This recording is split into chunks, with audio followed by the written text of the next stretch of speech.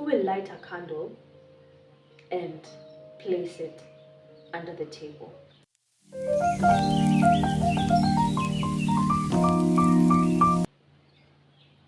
Yes, I am a God girl. My name is Christine. Welcome to my space. If you're looking to wind down, if you're looking to listen to a story, if you're looking for a sister who you can relate to, if you're looking to motivate yourself, then this is the space that you need to be. Welcome, welcome, welcome. So, today I'm going to be sharing my experience, how I realized self-doubt became a thing for me. So, like we all know, it all goes back to old childhood trauma.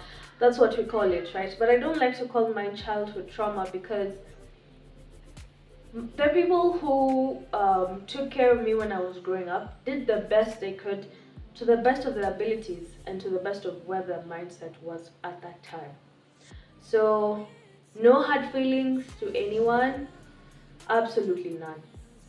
The reason why I don't like calling my childhood trauma is also because I wouldn't ask to be born by different parents or in a different family. I have seen a lot out here. People have been raised in so many, I'm sorry to say, bad ways, and I am grateful for my background. So I'm going to start. To understand some of the habits that we have to understand where we're coming from. So I grew up, my mom had to move to a different city so that she can fend for me. At that time, I was the only child. So my mom didn't want me to move schools. So I stayed in Nairobi. I'm Nairobi born and raised. Stayed in Nairobi. Went to the best school. I was going to NPC at that time, which is now Sitam, I guess. So I was staying with my uncle and my auntie and my cousin. And I remember those times when, at first, growing up, we had this whole thing where, oh, I have a presentation, and then we'd go and present it, and just talk to them and be like, oh my god, I made this song, we made this poem, or in school we did this, and then you just present it confidently to them, and they're so happy. But as time went by, I started becoming a woman. I started wanting nice things, wanting to look good, wanting to be heard, seen, felt in spaces, in school, everywhere I went.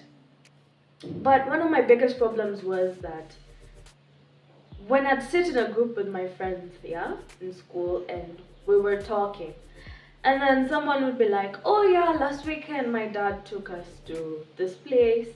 Then this one would say, oh, my dad bought me this. And I grew up without my dad in the picture. Reason being, I don't know. That is not my business. All I know is that he's back in my life and I'm grateful. So I had to lie that, oh, even me, my dad did this for me. So it made me feel less of a person. And that's when I started realizing that I actually am missing something.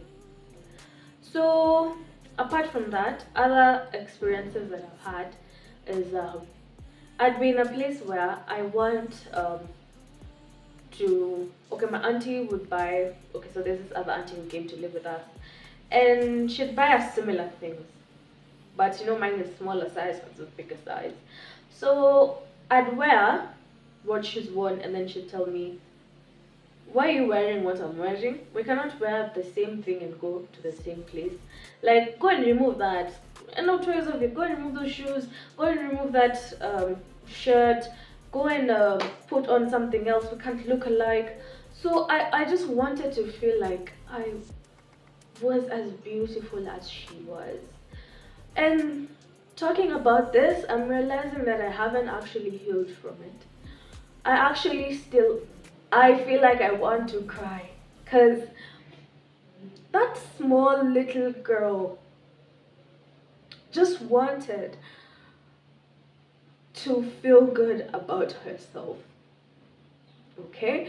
She started seeing the loopholes when she was pretty young and she just needed love.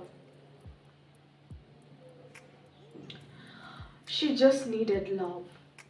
And it is so painful that I had to go through experiences like that. I know someone might say that, oh, that is nothing compared to what I've been through, but everyone is dished, um, sorry, everyone is given their own kind of, gosh, this is the closest thing I have to me right now.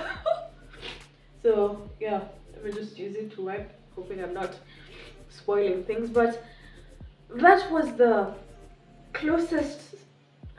I even forgot what I had to say. That was the only thing I felt I needed the most at that time. And realizing that I haven't healed from that experience is making me feel like I have a lot to do as a person. And coming to this space will make me accountable to that. So I have realized that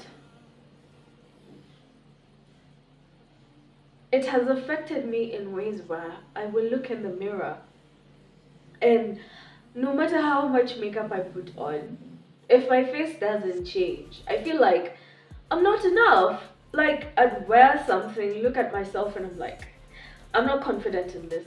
But then I go outside and guys are like, oh my god, you look so good. You're walking down the street, people are catcalling you. I know catcalling is not a thing nowadays, but those days, you know, when you were growing up and then guys are catcalling you, you just feel like, oh my god, I am the woman of the hour. But when I'm alone in my space, I look at myself and I'm like, where is that beauty everyone is talking about? So, breathe. Breathe. A few takeaways, okay? Let me not make things difficult. This is going to be a whole series of childhood trauma, talking about it, and I hope that you guys are going to resonate with me.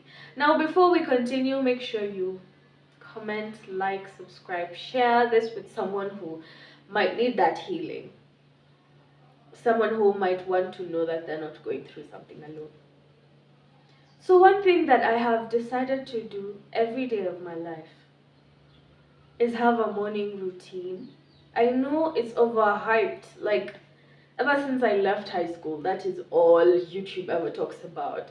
Do self-care, do this, do that. I know. But it doesn't have to be a routine that is done in the morning. You just need to take time by yourself. There's this thing I do called breath work where it's a breathing exercise. It's a vigorous breathing exercise.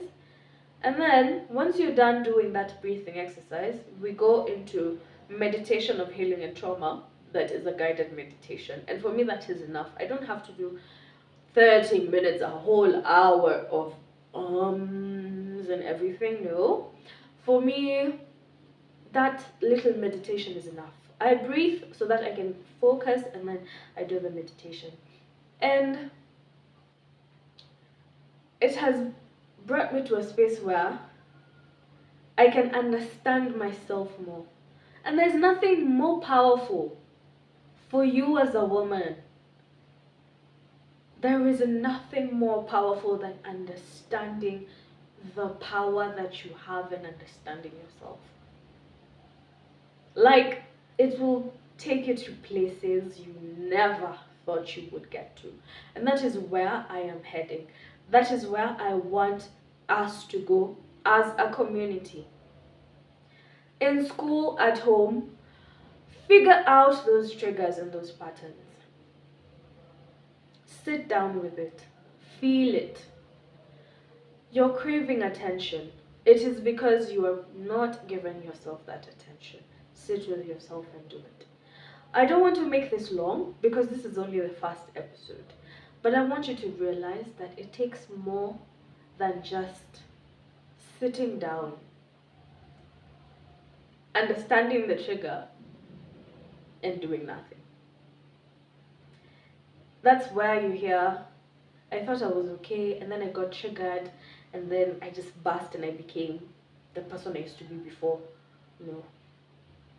Take your time and heal. We'll go through this whole episode and the healings and everything, and I hope this mindfulness is going to make this community grow. Thank you so much for joining me. Thank you for taking your sweet time. My name is Christine. It's been awesome having you with me, and make sure you like, comment, subscribe, share, and be a part of this community. Your host, and again.